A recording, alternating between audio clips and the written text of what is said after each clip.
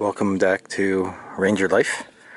And as you can see here, I've got I pulled a rear end from an Explorer.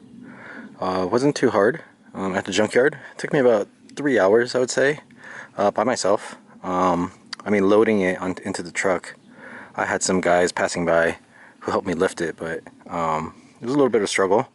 But I think I could have gotten it done alone. Eventually.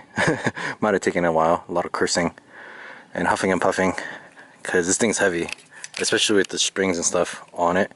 I probably would have resorted to taking the springs off and just lifting the axle, separately, because these springs probably weigh a good 40, 50, 60 pounds, something like that, maybe. Now that I'm here though, I have tools, so I'm definitely going to use the engine hoist to jack this up out of the bed and onto the ground.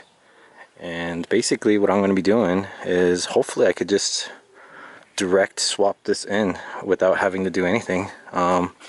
Just lifting, basically dropping the Ranger rear end out and lifting this, popping it back up.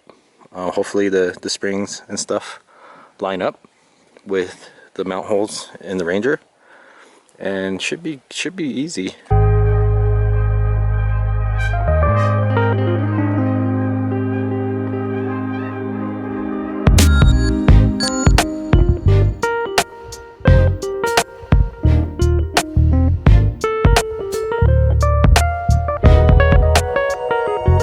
I got this new old axle, mostly cleaned off. Still a little dirty, but whatever. It's gonna get dirty again anyway. And I've set up the truck up on jack stands and stuff, so I can drop this old differential out. Should be pretty easy. The only thing I have left to disconnect is the brake line and these emergency cables. And then I can just start unbolting the springs and it should drop right out. Oh, and the shocks, obviously.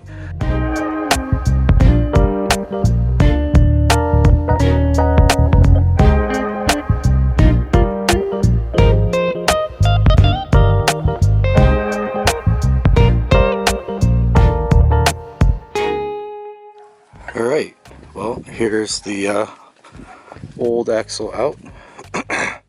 Pretty easy. Just those 4 bolts holding the springs in, and it dropped right out after I undid the brake line and the electrical connector, the sensor I mean, and the, what was the other thing, the emergency brake cable. It just comes out as one piece. I got the axle under the truck, but the problem I ran into was, I guess it's not really a problem, but the original, what do you call it, bushing for the Explorer was a little bit smaller than the Ranger. This is the original bolt for the Ranger that goes here. Right? This holds the front of the spring onto the truck. But this bolt was too fat, basically, to go into the Ranger eyelet. So I tried to drill out the existing bushing a little bit, but then it just ended up tearing the rubber. And so what I ended up having to do was to burn all the rubber out of the original, and then leaving the outer, because the Ranger one doesn't have an outer metal ring. It just, this bushing just sort of slides into the spring, right? But then it's a little smaller, so then I just burned the rubber out of the original Explorer bushing. And you'll see what I'm talking about. It'll be clearer when I show you the other side, because I'll do that side on camera. But I had to burn all the rubber out, leave the outer metal bushing in there, and then slide the Ranger bushing in.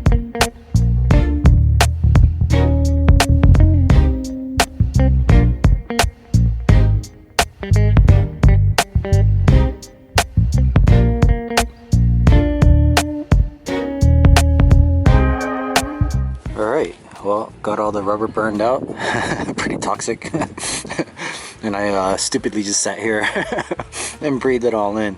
It's alright. Black lung, it's not that bad. I smoke anyway.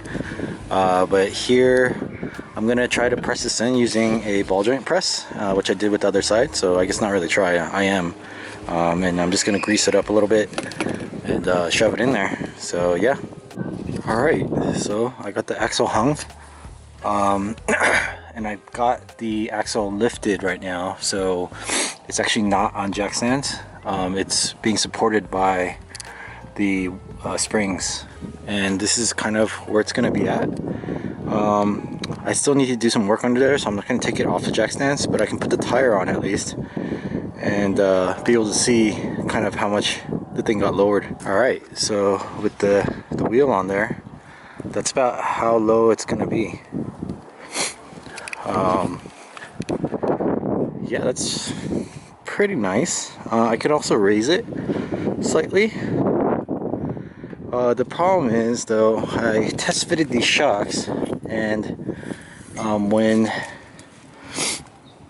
the I'm tired pressing that stupid Ranger bearing thing in really took a lot out of me. It was a lot harder than I thought. A lot harder than the other side for some reason too.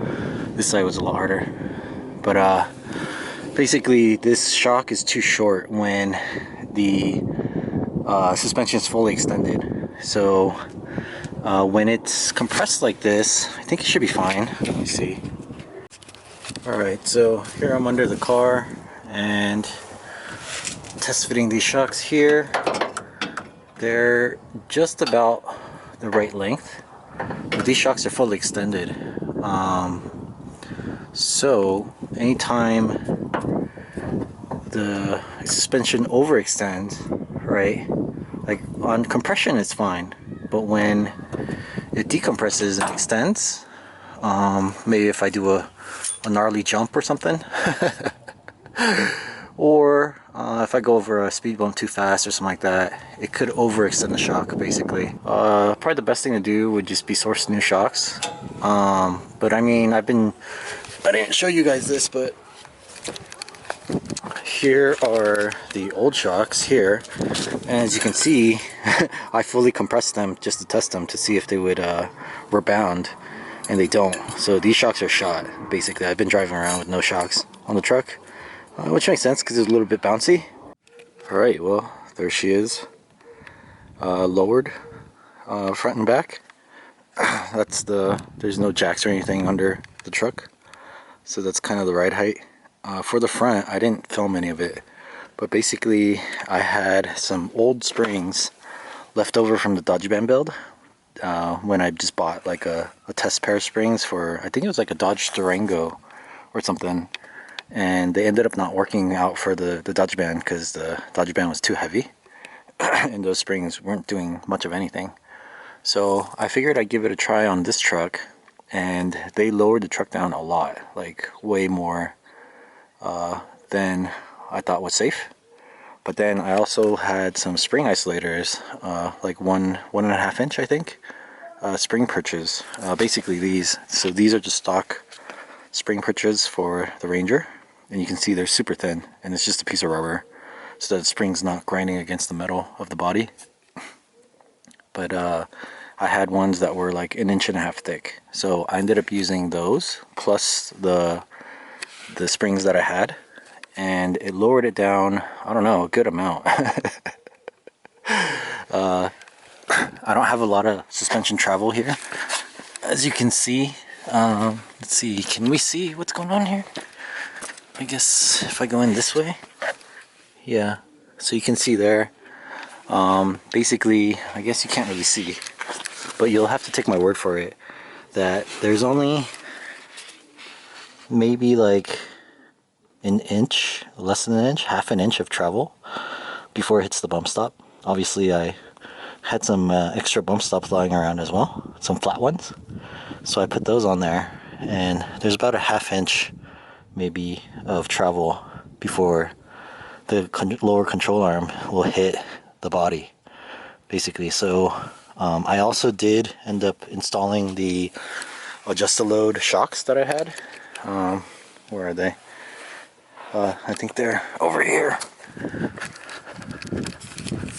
So these are for the rear, right? But I had a set of these that I also bought for the Dodge Band for a while. I had them installed and they weren't doing a whole lot either. I think they were too long or something. I don't remember exactly why, but I ended up saving them, and I used these are the rear ones, but I had front ones as well, so I used the front ones on here. So hopefully that'll keep the truck from bottoming out in the front. I don't know though, but it looks pretty good. It looks pretty much like how it was sitting stock, but just lower by like 4 inches, like all the way around. So, and then in the back, I guess I skipped over, I bought a new set of shocks, adjusted loads just like this basically, but longer and made for the Ranger. I think these are made for the Dodge Caravan or something, and so they were just a little bit too short. So I put the correct length shocks in, and yeah, that's pretty much how it sits. Very firm in the back. There's like no movement at all. In the front, there's a lot more movement. It could be because maybe those shocks were blown out, the adjust loads on the Dodge van, because they went through some abuse, but I won't know for sure until I take it for a test drive and just check. But yeah, 373 limited slip, disc brakes, so it's nice. So yeah, basically I've been trying to finish all this before moving out to the East Coast, and so you might not see some videos from me in a while, because I'll be on the other coast, on the other side of the country. But I guess I'll show you once I have all my cars over there and I'm able to make videos again. I'll show you the kind of the end result of everything, if you're interested. Alright, well, that's gonna do it for this video, and probably for a little bit, a few weeks at least. And so thanks for watching.